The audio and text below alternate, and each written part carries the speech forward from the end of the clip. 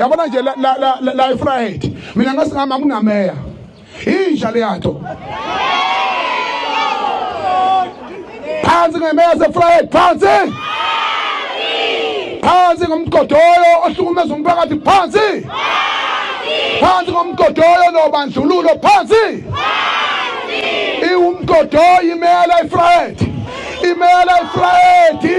iyona ethatha isinqumo sokuthi nikhokhela ugesi ningawurobhile ekubeni uhulumeni kazolonke ethatha isinqumo sokuthi i-load shedding iyaphela manje.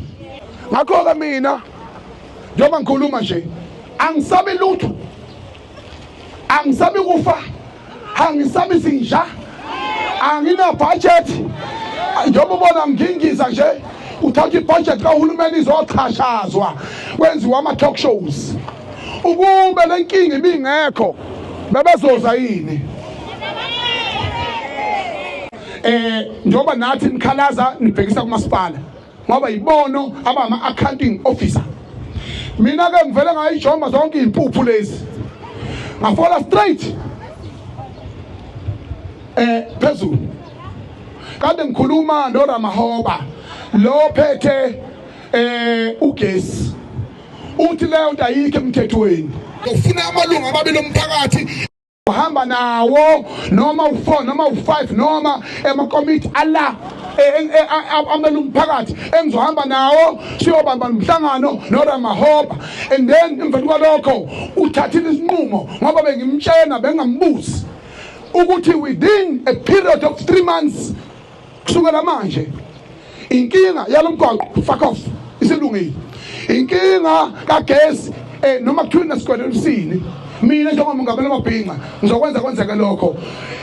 Ngibuzene enyangeni ezintathu ukuthi anuboni imehluko. Ungakhulumi ngabantu abanamasamanisi lapha ukuthi kudliwe impahla kamasipala ngoba bekwelethu Eskom.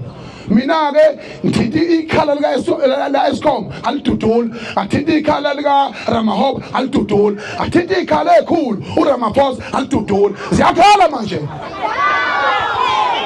Inkinga zenu zikagesi ziphelile manje.